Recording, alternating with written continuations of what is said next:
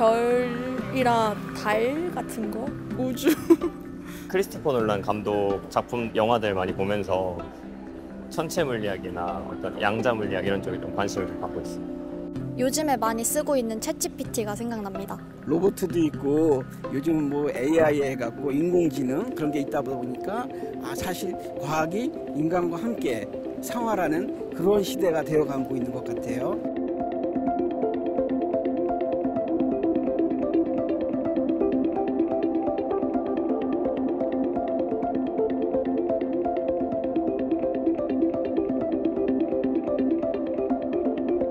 그냥 살다 보면 뭔가 믿음이라는 게 필요한 순간이 있다고 생각을 하는데 대부분 그 존재가 신이 된다고 저는 생각을 합니다. 아무래도 과학으로 밝힐 수 없어서 약간 막막함에 다다랐을 때 그래도 그나마 탈출구가 필요한 사람들에게는 종교가 아마 도움이 되지 않을까 생각합니다. 아무리 과학이 발전한다 하더라도 사람이 살아가는 그 자체를 밝혀지지는 않을 것이니까 종교는 반드시 필요하다.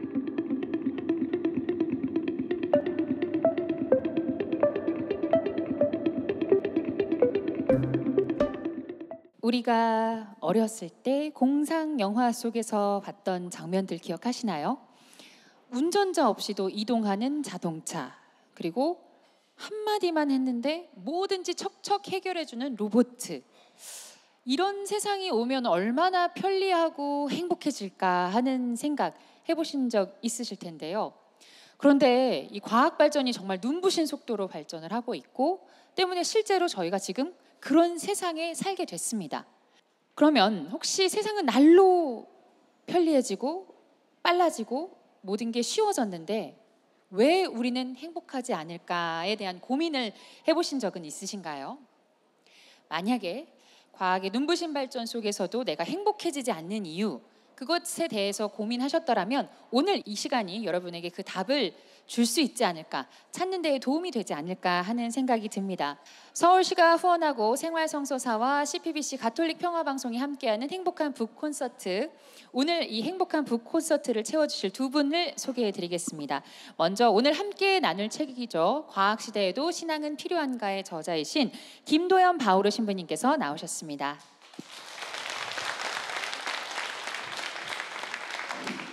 네, 다음으로 가톨릭대학교 인천성모병원 정신건강의학과에서 재직하고 계시는 전양환 레오 교수님께서도 자리해 주셨습니다. 네, 오늘 함께 나눌 2부에서 함께 나눌 책의 제목은 과학 시대에도 신앙은 필요한가입니다.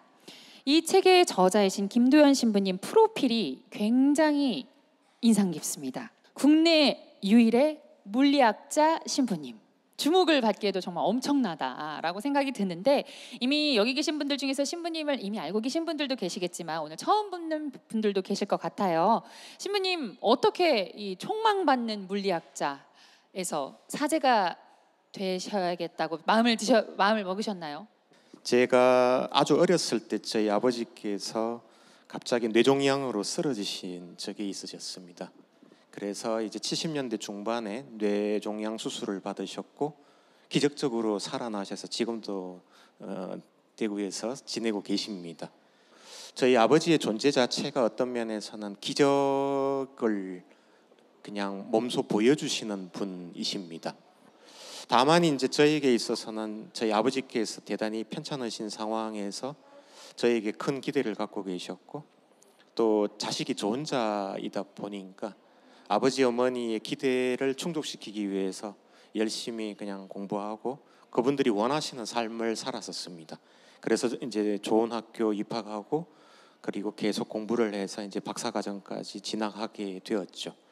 그런데 박사과정 진학하고 난 이후에 제 마음속에서 조금씩 신앙적으로 더 깊어지고 싶은 마음이 생기게 되었고 그래서 이제 매일 미사를 다니고 성경을 매일 읽고 묵주기도를 매일 바치는 식으로 이제 살아가게 되었습니다. 그러다가 어느 날 문득 엉뚱하게도 천주교 사제로 한번 살아보면 어떨까 이런 생각이 제 머리를 스쳐 지나갔었습니다. 그래서 저희 부모님께 그 말씀을 드렸다가 난리가 났었습니다. 하나밖에 없는 자식이 신부가 되겠다고 하니까 두 분 다 엄청나게 큰 충격을 받으셨고, 그래서 아버지랑은 몇 년간 대화가 단절되었고, 어머니도 내 아들이 혹시 뭐가 잘못된 것 아닐까 그 걱정을 하셨고, 친척들과 제 주변에 제가 아는 모든 이들이 다 왜 다른 사람도 아니고 네가 신부가 되려고 하느냐 하면서 다들 말리는 분위기였습니다. 그래서 제가 내가 혹시 잘못 생각하고 있나? 그 생각이 들면서 그냥 다른 사람들처럼 그냥 학위 받고 명예롭게 그냥 과학자로서 그리고 가정을 꾸리면서 사는 게 맞는 걸까? 그걸 좀 고민을 또 한동안 했었습니다. 그러던 어느 날 2004년도에 제 물리학과 동기 중에서 제일 천재적이라고 불리는 친구가 세상을 떠나는 일이 생겼습니다. 스스로 목숨을 끊은 것이었습니다. 그 친구는 저에게 있어서 대단히 각별한 친구였습니다. 왜냐하면 너무너무 탁월한 천재였기 때문에 그 친구가 가는 길만 제가 뒤따라가기만 해도 저는 충분히 물리학자로서 잘 살 수 있을 것 같다라는 생각이 들었고, 상당히 모범적인 친구였거든요. 그래서 저에게 있어서는 사실상 롤모델이었는데 그 친구가 어느 순간에 사라져버렸고, 그 친구가 가던 길이 갑자기 사라져버렸습니다. 그래서 저도 갑자기 그 친구의 그 소식을 들은 직후에 갑자기 어떻게 살아야 될지에 대해서 갑자기 답을 할 수가 없는 아주 막막한 상태가 되었고, 그래서 상당히 그 긴 시간 동안 좀 방황을 하게 되었습니다. 어떻게 살아야 되는 걸까? 그리고 내가 물리학을 계속 한다는 게 과연 어떤 의미가 있는 걸까? 그리고 또 세상을 떠난 그 친구를 생각하면서 날마다 눈물을 흘리고, 그러면서 또 그 친구가 그냥 죽도록 내버려 두신 하느님에 대한 원망까지도 생기고, 상당히 좀 복잡한 감정을 가지고 상당히 좀 힘든 시간을 보냈었습니다. 그러던 어느 날 묵주를 쥐고 그 친구를 위해서 기도를 바치던 중에 갑자기 성경 한 구절이 제 머리를 스쳐 지나갔습니다. 마태오복음 16장에 있는 성경 구절인데, 사람이 온 세상을 다 얻는다 하더라도 목숨을 잃으면 무슨 소용이 있겠느냐라는 구절이었습니다. 그 구절이 머리를 스쳐 지나간 그 순간에 제 머릿속에서 떠오른 생각은, 다시는 제 친구와 같은 방식으로 죽음을 겪는 이들을 그냥 두면 안 되겠구나. 세상 것들을 붙잡으려고, 특히 명예, 저 같은 경우에는 명예를 붙잡으려고 그토록 애를 써왔던 사람이었는데, 그런 세상적인 것을 얻으려고 하다가 목숨을 점점 잃어가고 있는 제 친구와 같은 이들을 그냥 두어서는 안 되겠구나라는 생각이 들었습니다. 특히나 이 목숨이 육체적인 목숨뿐만 아니라 영적인 목숨, 바로 영원한 생명까지도 만일 잃게 되는 것이라면 그것은 더 큰 심각한 일이 되겠구나라는 것을 그때 정말 절실히 느끼게 되었고, 그래서 영적으로 육적으로 목숨을 잃어가고 있는 이들을 위해서 내가 뭔가를 좀 해야 되겠다라는 생각이 들었습니다. 그래서 그 순간에 바로 주님께, 주님, 저 사제가 되겠습니다라고 바로 그때 기도를 바쳤고, 그날 이후 이렇게 사제로서 살아가고 있습니다. 네, 이제 신부님이 물리학자에서 사제가 된 이야기를 해주셨습니다. 그럼 옆에 계신 전영환 박사님은 현재 가톨릭대학교 인천성모병원 정신건강의학과에 재직하시면서 종교와 과학 연구 모임에서 활동을 하고 계시다고 들었습니다. 이 종교와 과학 연구 모임이 어떤 건지 참 궁금합니다. 이제 그 종교와 과학 연구 모임에는 신학자, 철학자, 과학자들이 다 모여서 함께 공부를 하는 건데, 왜들 모였냐? 이제 이 과학과 종교라는 주제를 우리가 다루다 보니까 어느 하나의 학문만 해가지고는 도저히 알 수 없는 부분이 많더라. 그래서 이제 자연스럽게 모이게 된 것이죠. 그래서 바로 옆에 계신 김도현 신부님도 저와 함께 2016년도 그때부터 같이 공부 모임을 같이 시작했고, 우리가 모여서 책도 여러 권 같이 공동 번역했고, 제일 저희가 이제 보람을 느끼는 거는 그 과학과 종교에 대한 연구를 이미 이제 교회에서는 한 3, 40년 전부터 진행이 되어 왔었답니다. 바티칸을 중심으로 해서. 그래서 그러한 문헌을 저희가 다 함께 소개하는 그러한 아주 어려운 시간을 함께 했다는 거. 그래서 저는 아주 뿌듯하게 생각하고, 특히 이제 우리 김도현 신부님처럼 훌륭한 신부님도 우리 교회에 보내주신 하느님께 정말 감사드리고, 앞으로 더 좋은 일이 종과연을 통해서 그리고 우리 교회를 통해서 많이 생기지 않을까 이렇게 기대를 해봅니다. 예, 반갑습니다. 네, 신앙과 과학, 종교와 과학 딱 들으면 정말 어울리지 않는 조합이죠. 그렇기 때문에 오늘 이 시간이 더 재밌지 않을까 하는 생각이 드는데요. 책에 대해서 한번 이야기를 나눠보도록 하겠습니다. 신부님, 작년에 먼저 출간하신 책이 있죠. 이 과학과 신앙 사이. 이 책이 굉장히 반응이 뜨거웠어요. 이 뜨거운 반응에 힘입어서 두 번째 책을 출간하신 건가요? 사실은 이번에 출간한 책이 쓰기는 먼저 썼던 책이고요. 먼저 준비가 된 책이었습니다.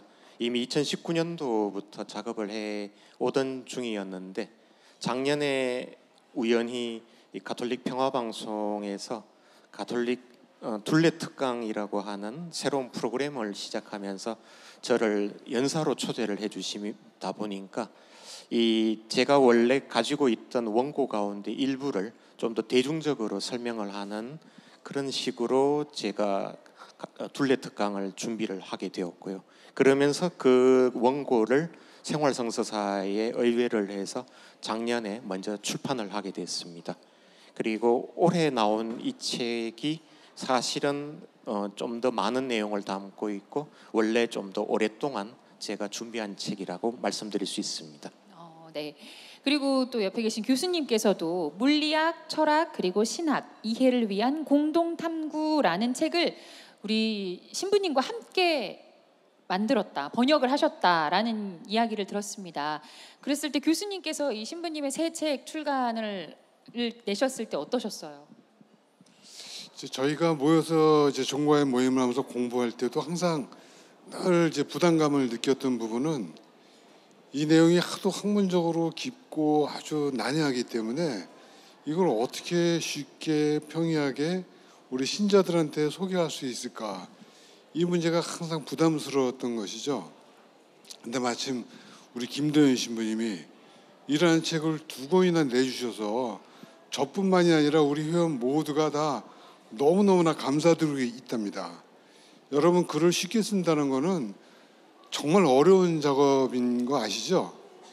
쉽게 쓰려면 그 내용을 잘 알아야 될 뿐만 아니라 아주 고도로 정밀하게 언어를 우리말로 아주 편안한 말로 잘 다듬어야 되는데, 아마 김도현 신부님 아니면은 아무도 할 수 있는 사람이 없었을 것 같아요. 그래서 저는 요번에 내신 책을 보면서 김도현 신부님한테 아주 감탄했습니다. 2016년도에 제가 김도현 신부님 뵐 때는 이 정도 재주가 있는지 사실 몰랐거든요. 이번에 책 나온 거 보고서 제가 그때 너무 잘못 봤구나, 이제 그런 생각을 갖게 됐습니다. 네. 이 책을 보면요, 태초에 자연과학은 종교와 함께 출발했다라고 쓰여져 있습니다. 그런데 요즘은 어때요? 어떤 일이 있었길래 과학과 종교의 사이가 이렇게 멀어졌을까 하는 생각이 드는데요. 신부님께서 이 대답을 좀 해주실 수 있나요? 원래 종교와 과학은 출발점이 동일합니다. 둘 다 자연에 대한 경외감이라는 인간적인 감정으로부터 시작이 되는 것이기 때문입니다. 우리가 밤하늘을 바라보거나 아니면은 태평양과 같은 아주 넓은 바다를 바라보게 되면 모든 사람은 다 경탄하게 됩니다. 정말 아름답구나, 정말 웅장하구나, 이런 놀라운 감정을 가지고 있다가 그 사람은 2가지 질문을 하게 됩니다. 이 우주, 이 자연은 어떻게 해서 이렇게 만들어진 것일까? How라는 질문을 할 수가 있고, 또 다른 질문은 이 아름답고 놀라운 우주, 이 자연을 누가 만든 것일까? 후라는 질문도 동시에 할 수가 있는 것입니다. 그래서 역사상 최초의 철학자라고 부를 수 있는 고대 그리스의 철학자들부터 시작을 해서 전 세계의 여러 고대 문헌들을 보면은 다 두 가지 질문을 동시에 합니다. 그래서 종교와 과학은 첫 출발이 같은 쌍둥이라고 말씀드릴 수 있습니다. 그런데 이 쌍둥이가 마치 레베카에게서 태어난 에사오와 야곱이 그런 것처럼 대단히 성격이 판이하게 다른 그런 쌍둥이인 것이죠. 한쪽은 너무너무 이성적으로 이 데이터를 막 수집을 해서 거기에서 공통적으로 무언가 이 법칙이나 원리나 이런 것들을 뽑아내는 쪽으로 간다면, 다른 한쪽은 이 누가 이 세상을 이렇게 만드셨을까라는 질문을 하다가 그 누군가에 대한 개인적인 체험을 가지고 종교에 대해서 점점 나아가게 되는 방식을 취합니다. 그러다 보니까 이 과학을 전공하는 많은 사람들은 객관성 그리고 보편성이라는 측면으로 많이 초점을 가지고 이 자연과 우주를 탐구하는 반면에, 종교적인 성향이 있는 사람들은 자기 개인 체험에 입각을 해서 이 세상 만물을 바라보는 쪽으로 가게 됩니다. 한쪽은 너무 개별적이고 한쪽은 너무 보편적이다 보니까 결국은 이 둘은 서로 이 성격 차이가 심각하게 생기게 되다 보니까 결국에는 어떠한 몇 가지 사안에 대해서 충돌이 날 수밖에 없게 됩니다. 단적인 예가 바로 창세기에 나오는 이 세상 만물의 창조와 관련된 이야기인데요. 창세기에 따르면 하느님께서는 6일 만에 이 세상을 창조하셨습니다. 그리고 언제 창조하셨느냐라고 물으면 아담부터 시작을 해서 거기에 나오는 사람들의 나이를 쭉 계산을 해보면 지금부터 대략 6,000년 전에 이 세상 만물이 창조되었다라고 계산이 나옵니다. 그래서 지금 현재도 많은 근본주의적 성향을 가진 그리스도교의 몇몇 교파들의 경우에는 이 세상은 6,000년 전에 만들어졌다라고 지금도 굳게 믿고 있습니다. 그런데 자연과학적인 관점에 따르면 이 우주는 138억 년 전에 빅뱅에 의해서 세상 만물이 태어나게 된 것입니다. 당장 이 한 가지 질문만 놓고 보더라도 과학과 종교는 서로 다른 답을 제시하고 있고, 그러다 보니까 서로 충돌이 나지 않을 수가 없는 상황에 오게 된 겁니다. 네. 그 과학과 신앙, 이 과학과 종교에 관해서 신부님께서 쌍둥이라고 비유를 해주셨어요. 성격이 굉장히 다른 쌍둥이. 근데 이 쌍둥이 중에 과학이 요즘 더 힘을 얻고 있어요. 왜 사람들이 과학만 더 이뻐하는 거예요?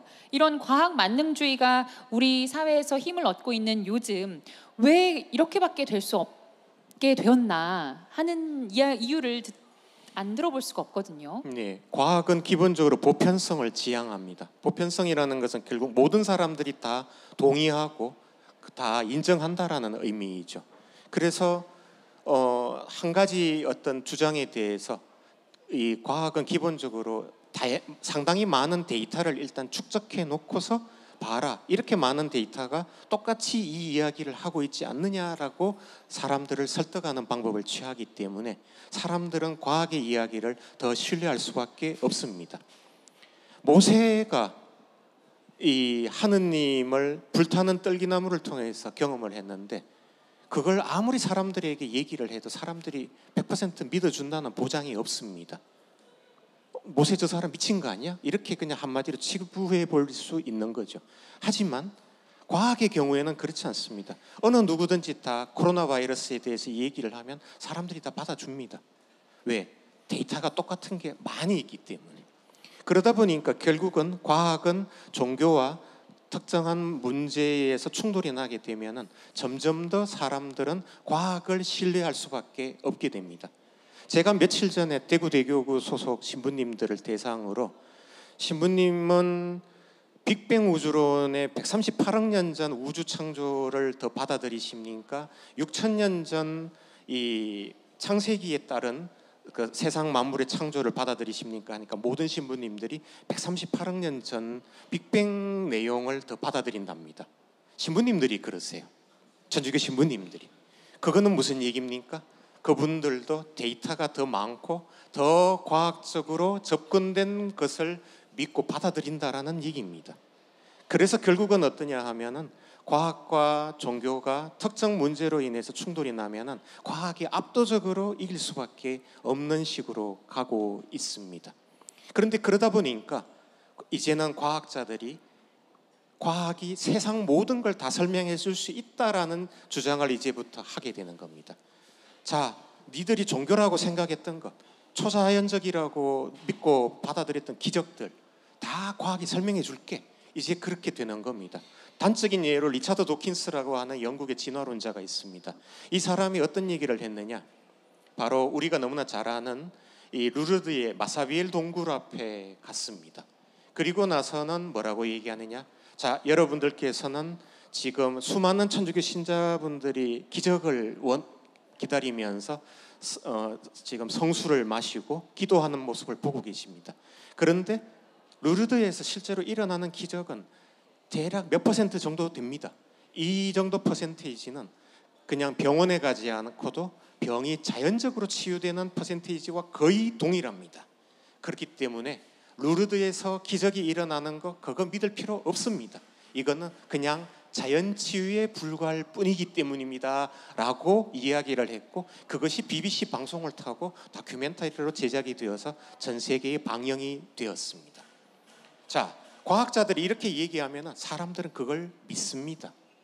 이제는 과학자들이 사실상 예전에 사제들이 했던 정도의 권위를 가지고 세상 모든 현상에 대해서 다 설명을 하려고 시도하고 있고, 사람들은 그걸 믿고 있습니다. 바로 이런 사조를 과학 만능주의라고 부르고 있는 것입니다. 이 과학 만능주의에 대해서 자세하게 잘 쉽게 설명을 해주셨는데요. 그럼에도 불구하고 이 과학 만능주의의 한계가 분명히 존재한다는 거, 이 책에 바로 담겨져 있는데요.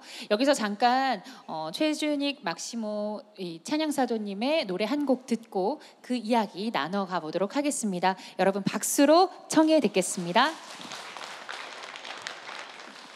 네, 너무 뜻깊은 자리에 초대해서 감사드리고요. 저희가 살아가면서 많은 기쁨도 있겠지만 상식적으로 이해가 되지 않은 일을 하느님께서 왜 나에게 이런 일을 하셨을까라는 고민도 빠지고 원망을 할 때도 있겠지만, 그 속에서도 주님의 뜻이 항상 있다라는 것을 믿고 의심치 않고 늘 좋은 것을 주시는 하느님께 의지하고 싶습니다. 그리고 나는 부족하기 때문에 그 길에 주님 함께해 주십시오라는 고백이 담긴 성가가 있어요. 그래서 나 무엇과도 주님을 이란 성가 찬양하도록 하겠습니다.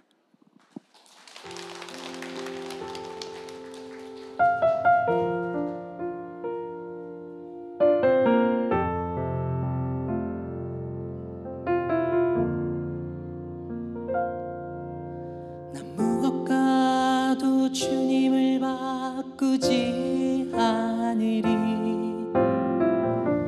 다른 어떤 은혜 구하지 않으리. 오직 주님만이 내 삶의 도움이시니 주의 얼굴 보길 원합니다. 주님 사랑해요.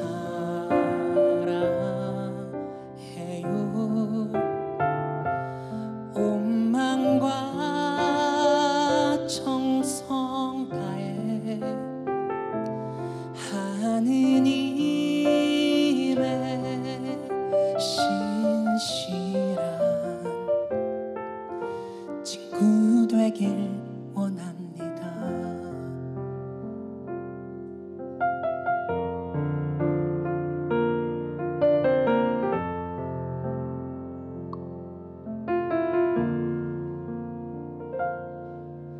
난 무엇과도 주님을 바꾸지 않으리. 다른 어떤 은혜 구하지 않으리. 오직 주님만이 내 삶의 도움이시니 주의 얼굴 보길 원합니다. 주님 사랑해요.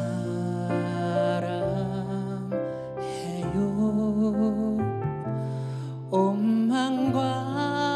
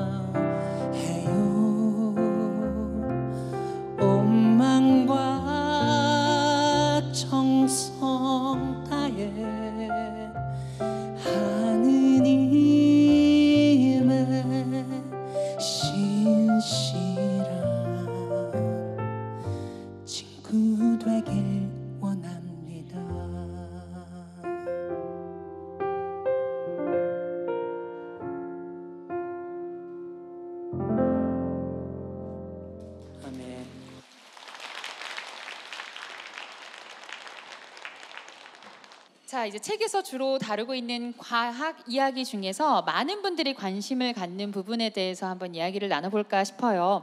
먼저 과학 만능주의자들이 집중하고 또 관심 있어 하는, 주장하는 다중 우주론에 대한 이야기가 있습니다. 신부님께서 좀 편하게 설명을 해주셔야 될 것 같아요. 네, 이 다중우주론이라고 하는 것은 우주가 상당히 많이 있다라는 의미입니다. 우리 우주는 지금 유니버스라고 부르고 있는데요, 영어로. 여기에 이제 유니라는 말, 하나라는 말을 빼고 멀티라는 말을 앞에다 붙여서 멀티버스라고 영어로 부릅니다. 우리 같은 우주가 이 세상에 엄청 많이 있다라는 의미인데, 왜 이런 상당히 많은 우주를 사람들이 생각하느냐 하면은, 우리 우주가 우리 인간과 같은 이런 고등 생명체가 살 수 있는 예외적인 조건을 지금 가지고 있다 보니까 많은 사람들이 이것이야말로 하느님이 계시다는 증거가 아니냐라는 식으로 해석을 하는 이들이 언젠가부터 생겨나기 시작했습니다. 그러다 보니까 이제 무신론적인 입장을 가진 이들의 경우에는 아니다, 대단히 많은 우주들 가운데서 우연히 조건이 좋은 우리 우주가 그냥 그 중에 하나가 얻어걸린 거다라는 식으로 해석할 목적으로 상당히 많은 우주가 이 세상에 존재한다라는 주장을 언젠가부터 하게 된 것입니다. 신부님께서 얘기해 주신 그 다중 우주론, 우주가 많아지는 거, 이런 게 사실 실제로 요새 영화나 드라마 속에서 굉장히 많이 나오고 있는 주제잖아요. 이 다중 우주론에 대해서 우리 교수님께서도 덧붙이실 말씀이 있으실 것 같아요.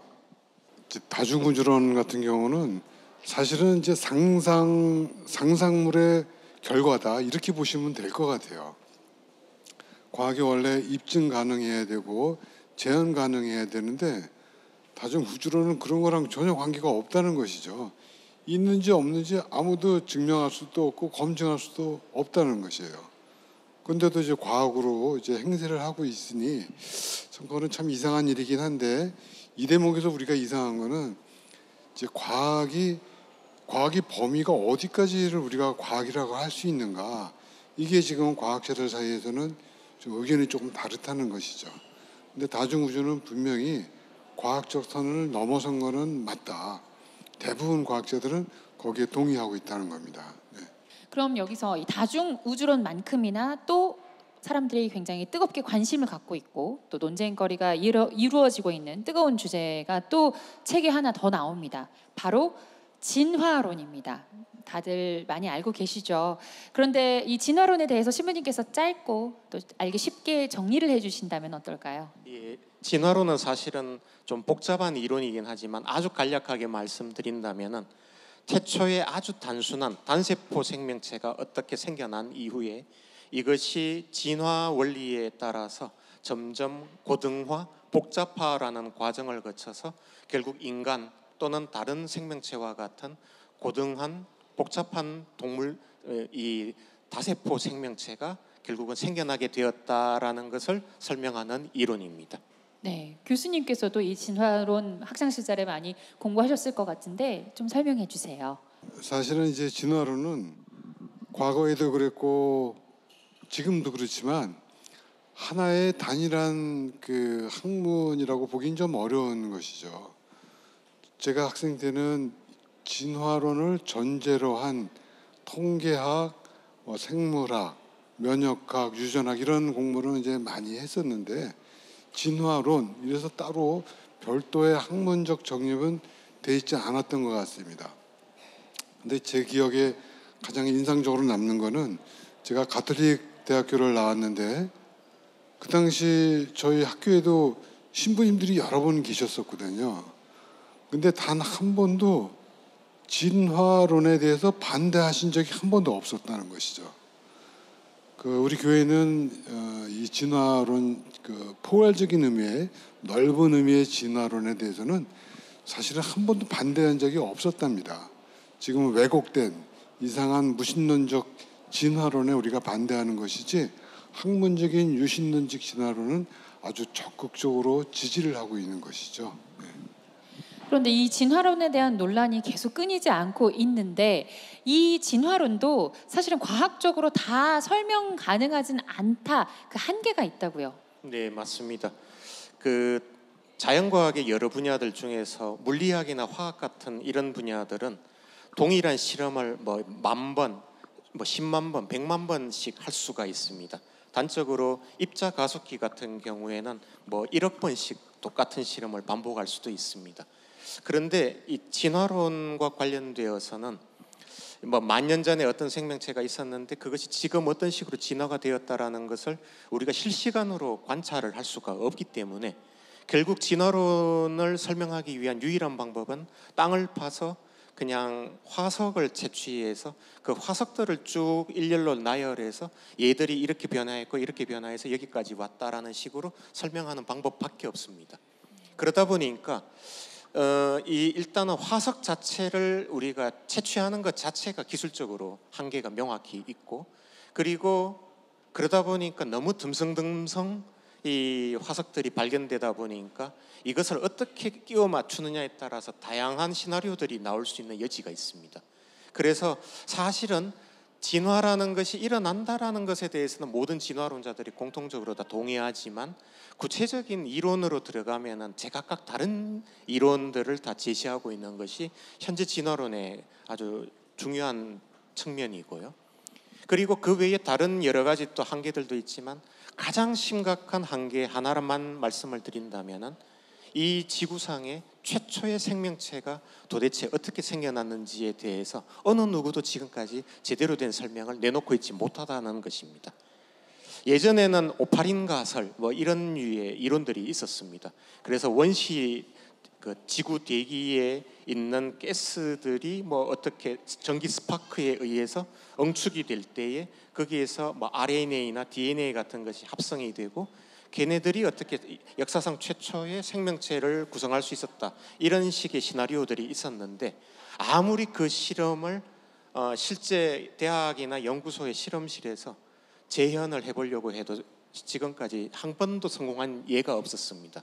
그러다 보니까 이제 요즘 들어와서는 외계에서, 그러니까 지구 바깥에서 소행성을 타고 뭐 어떤 생명체 씨앗이 지구로 도달해서 여기에서 생명체가 생겨난 것이 아니냐, 이런 식으로 지금 설명하는 사람들이 많이 늘어나고 있는 분위기긴 합니다만, 그렇다면 또 이런 질문을 해볼 수 있죠. 그러면 외계에 있는 그 생명의 씨앗은 도대체 어떻게 생겨난 것이냐, 거기에 대해서 역시 또 답을 못하는 겁니다. 그래서 결국은 진화론은 이 맨 처음 생명체의 출현, 그 부분을 제대로 설명하지 못하는 한은 계속적으로 미완성된 상태의 학문으로 남을 수밖에 없게 될 것으로 봅니다. 네, 이렇게 두 분 말씀 들어보니까 우리가 거의 신봉하다시피 하는 이 과학으로도 설명되지 않는 어떤 세상이 있다, 그 점을 간과하면 안 되겠다 하는 생각이 드는데요. 그런 의미에서 교수님께 질문 하나 드려볼게요. 과학시대에 신앙이 필요한 이유는 뭘까요? 과학시대 신앙이 필요한 이유는 우선은 21세기를 대부분의 그 학자들이 보는 관점이 과학과 영성의 시대, 이런 표현을 많이 씁니다. 그러니까 진짜 과학자들, 정상 과학자들은 종교에 대해서 반대하거나 그런 분위기는 사실 아니에요. 오히려 외국의 이제 뇌과학자나 이런 분들 보면은 종교인을 초청해서 회의 컨퍼런스도 하고 그런 모습을 많이 볼 수 좀 있죠. 지금도 아마 있을 거예요. 21세기의 과학은 과학대로 계속 발전을 더 해야죠. 근데 진짜 과학이 더 발전을 하기 위해서는 무엇이 필요하냐? 창조적인 아이디어가 필요하다는 것이죠. 창조적. 과학에서 필요한 거는 창조적인 아이디어인데, 이 창조라는 개념을 이제 종교에서 우리 한번 찾아보자, 이런 생각을 많이 갖고 있는 거죠. 과학자들은.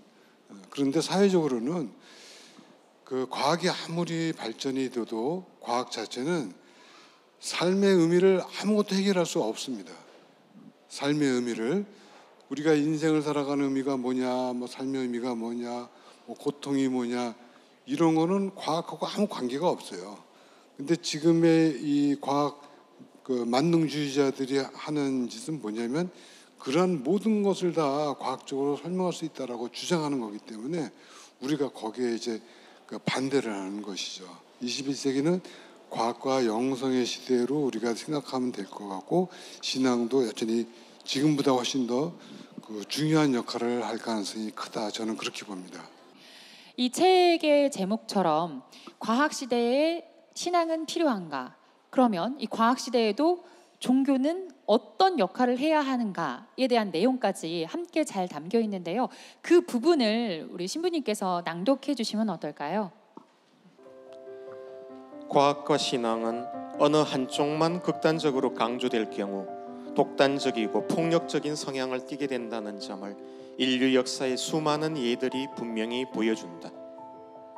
이제 현대의 많은 젊은이들이 과학 만능주의의 맹목적인 수용으로부터 벗어나서 참된 신앙의 의미를 찾아나가는 분위기가 형성될 수 있도록 과학 만능주의의 한계가 올바로 강조되는 것이 분명히 필요해 보인다. 과학과 종교, 이성과 신앙은 인간 정신이 진리를 바라보려고 날아오르는 두 날개가 되어 함께 나아가야 할 것이라는 성 요한 바오로 2세 교황의 말씀은 앞으로도 변치 않는 가르침으로서 강조해야 할 것이다. 네, 박수 한번 쳐주세요. 네, 이 책과 관련해서 여러분들도 궁금한 점이 많지 않을까 하는 생각이 듭니다. 일단 저희가 이 북콘서트를 시작하기 전에 몇몇 분들께 이 오늘 나누는 책에 대해서 궁금한 내용 있으십니까? 라고 여쭤봤더니 질문을 몇 가지 해주셨습니다. 그 질문 먼저 한번 살펴보도록 하겠습니다. 신부님, 창세기를 보면 하느님께서 6일 만에 세상을 창조했다는 내용이 나옵니다.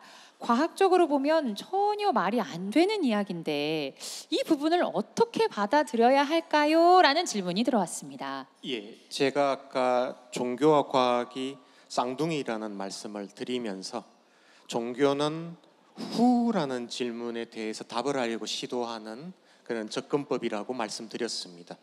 창세기는 어떤 의도로 쓰여진 책이냐 하면 누가 이 세상을 창조하셨느냐에 대해서 설명하려고 하는 책입니다. 그래서 그 책은 하느님께서 세상을 창조하셨다라는 메시지를 주기 위해서 쓰여진 책이지 이 책은 과학책이 아닙니다. 그렇기 때문에 과학적으로는 얼마든지 틀릴 수 있는 이야기인 것입니다. 실제로 창세기가 쓰여진 그 2600년 전 내지 3000년 전에 이스라엘 또 근동 지역에서 사람들이 이미 잘 알고 있는 이야기들을 수집을 한 다음에 거기에 하느님께서 창조하셨다라는 메시지를 부여한 것을 우리는 창세기로 지금 여기고 있습니다. 많은 신학자들이 이렇게 설명을 하고 있고 저 역시도 창세기는 누가 세상을 창조했느냐에 대해서 응답하는 책으로 이해하면 좋겠다라는 대답을 드리고자 합니다. 네, 그럼 이쯤에서 여기 계신 분들께 질문을 할 수 있는 기회를 드리겠습니다. 혹시 신부님께, 교수님께 드리고 싶은 질문이 있으시다면 손을 좀 들어주시겠어요? 네. 신부님께서 과학은 물질을 대상으로 한다고 하셨는데 아까 소개에서 교수님께서 그 정신적인 문제도 과학에서 다루고 있지 않습니까 하는 생각이 갑자기 들었습니다. 그건 어떻게 설명해야 될까요? 정신과 정신의학이 과학이냐 그 말씀이시죠? 정신과는 과학인 게 맞고요. 물질을 대상으로 하는 게 맞습니다. 무슨 물질을 대상으로 하냐면은 인간의 뇌, 인간을 대상으로 하는 거예요. 그런 면에서는 물질을 대상으로 하는 게 맞고 정신과가 이렇게 눈에 보이지 않는 헛것을 대상으로 하는 게 아니다. 제가 그 말씀을 드리고 싶습니다. 의학에서 말하는 정신은 그 호르몬 작용을 기반으로 하는 물질적인 현상을 주 배경으로 해서 연구하는 학문이죠. 그래서 이제 교수님께서 처방하시는 것도 약물을 이제 처방을 하시는 것이고 그렇기 때문에 이거는 물질 학문으로서 과학으로 볼 수가 있습니다. 네, 또 질문 한번 더 주시죠. 저는 수학적인 플라톤주의자입니다. 그러니까 수학적인 실제가 증명을 거치지 않고도 존재한다고 보는 입장인데 일단 우리 우주도 수학적이잖아요.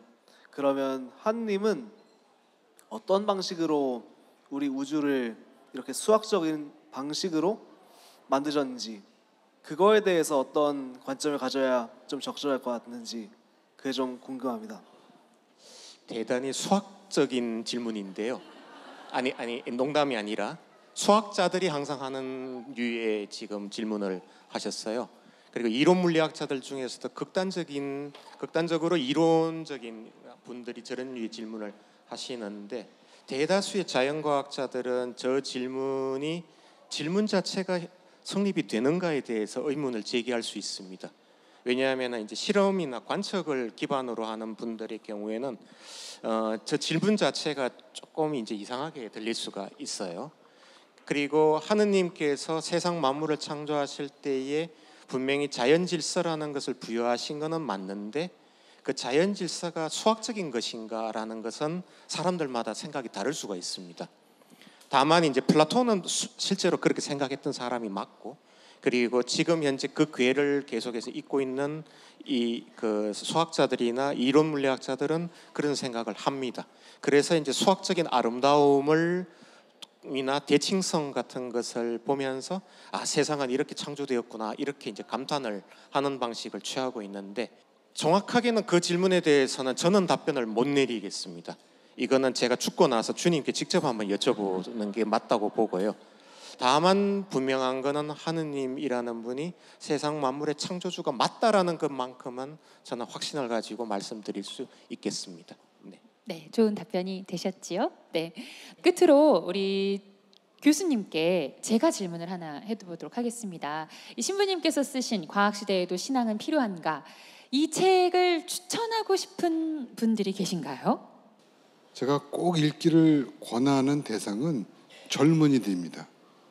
우리 젊은이들이 자기도 모르는 사이에 과학 만능주의에 빠져 있어요.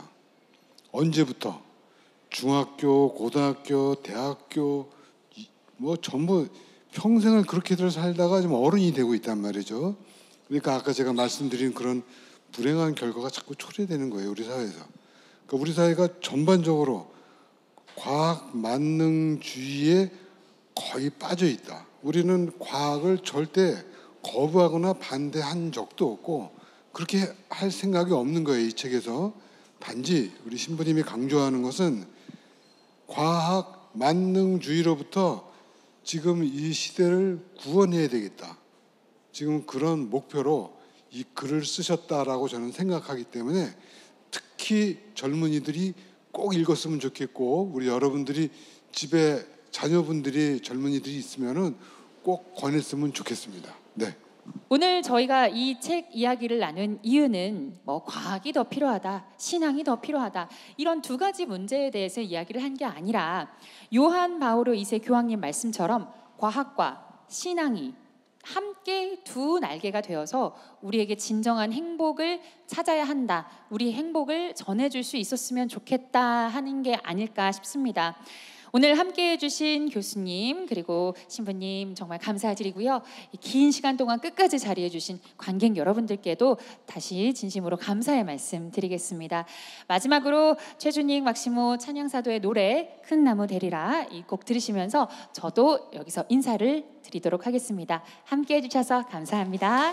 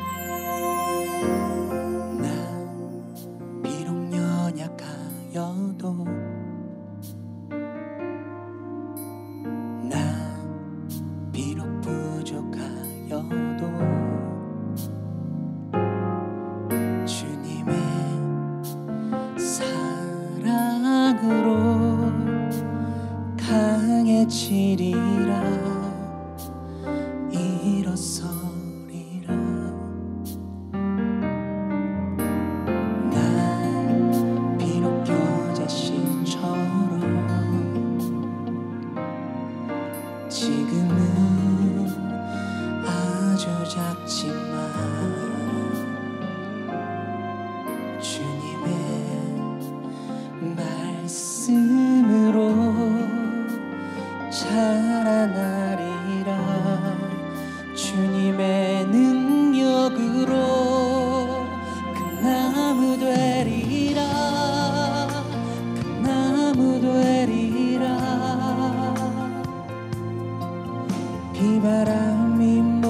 몰아치고 폭풍우가 닥쳐도 결코 넘어지지 않고 결코 쓰러지지 않는 항상 그 자리를 지키는 그 나무 되리라 그 나무 되리라 날개 지친 작은 새들 찾아와 쉴 수 있는 그 나무 그늘 되어 내 모든 걸 내어줄 수 있는 마르지 않는 겨자나무 되리라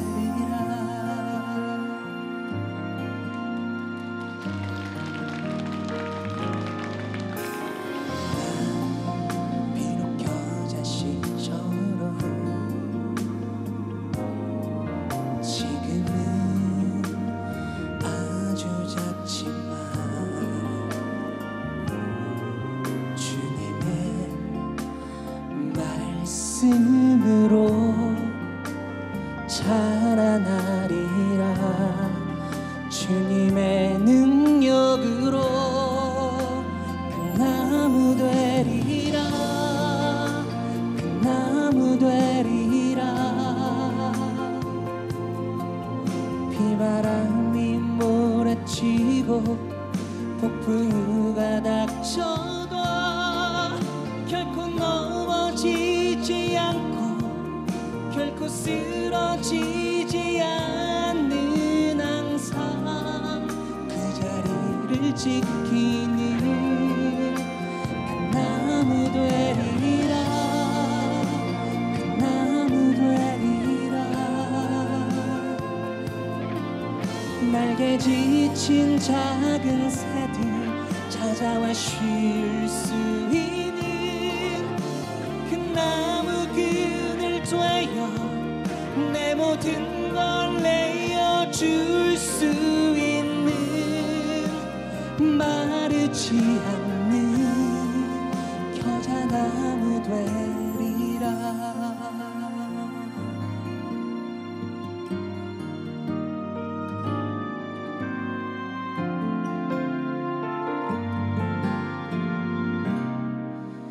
그